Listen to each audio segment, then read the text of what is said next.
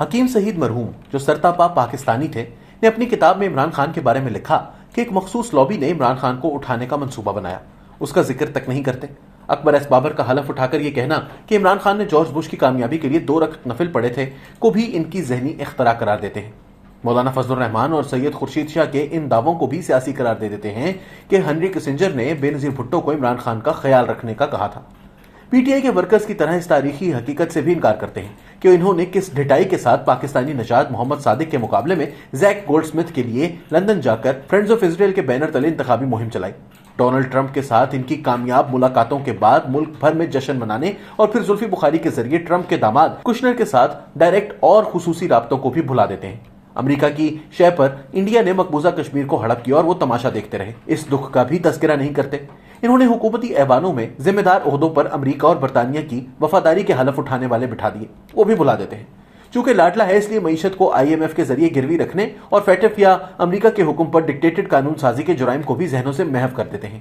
لیکن سوال یہ ہے کہ عمران خان نے آخر امریکہ کا بگاڑا کیا ہے جو امریکہ ان سے اتنا ناراض ہو گیا کہ ان کی حکومت گرانے کے لیے سازش تیار کرنے لگا۔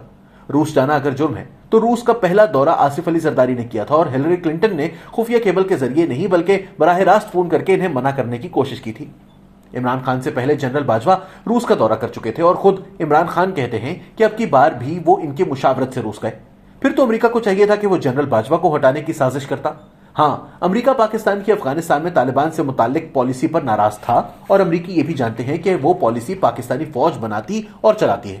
اسی طرح سی پیک امریکیوں کی آنکھوں میں کھٹکتا ہے اور اس کے ایم او یو پر آصف علی زرداری کے دور میں دستخط ہوئے تھے، جبکہ میاں نواز شریف کے دور میں اس پر اتنا زور ڈالا گیا تھا کہ ملک میں صرف سی پیک ہی ہو رہا تھا۔ پھر تو امریکیوں کو زرداری اور نواز شریف کی حکومت کے خلاف سازش کرنی چاہیے تھی۔ عمران خان کوئی ایک ٹھوس قدم بتا دیں جو انہوں نے امریکہ کے مفادات کے خلاف اٹھایا ہو۔ روس کا دورہ انہوں نے ضرور کیا، لیکن ان کی حکومت یوکرائن کے معاملے میں نیوٹرل رہی اور روس کا ساتھ نہیں دیا۔ معاملہ تو الٹ ہے، وہ یوں کہ عمران خان نے امریکہ کی جتنی خدمت کی وہ کسی اور سویلین حکمران نے نہیں کی۔ امریکہ چاہتا تھا کہ پاکستانی معیشت کی مہار اس کے ہاتھ میں رہے، جو عمران خان نے آئی ایم ایف اور امریکہ سے آئے ہوئے اسٹیٹ بینک کے گورنر کی خود مختاری کے ذریعے اس کے ہاتھ میں دے دی۔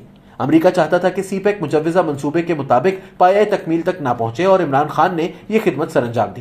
ان کے وزراء نے سی پیک کے خلاف بیانات دیے، آئی ایم ایف کے ساتھ سی پیک کے منصوبوں کی تفصیلات شیئر کی۔ آئی ایم ایف کی کنٹری ڈائریکٹر کا بیان ریکارڈ پر ہے اور سی پیک پر کام عملاً روک دیا گیا۔ گزشتہ 2 سال سے سی پیک کے جے سی سی کی میٹنگ نہیں ہوئی تھی اور چین کی حکومت نے عسکری قیادت کو بار بار مختلف طریقوں سے یہ پیغام دیا کہ وہ عمران خان کی حکومت کے ساتھ نہیں چل سکتی۔ چین میں اگر پاکستانی سفارت خانے سے آنے والی خفیہ کیبل سامنے آ جائیں تو پتہ چل جائے گا کہ اصل میں امریکہ نہیں بلکہ چین کی حکومت عمران خان سے نالاں تھی۔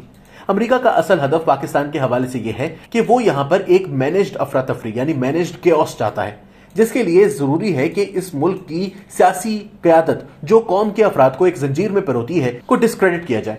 چنانچہ عمران کے ذریعے پہلا کام یہ کروایا گیا۔ پھر سوشل میڈیا جو بنیادی طور پر امریکہ ہی کے زیر کنٹرول ہے اور جلسوں کے ذریعے ہماری معاشرتی اقدار کا جنازہ نکالا گیا۔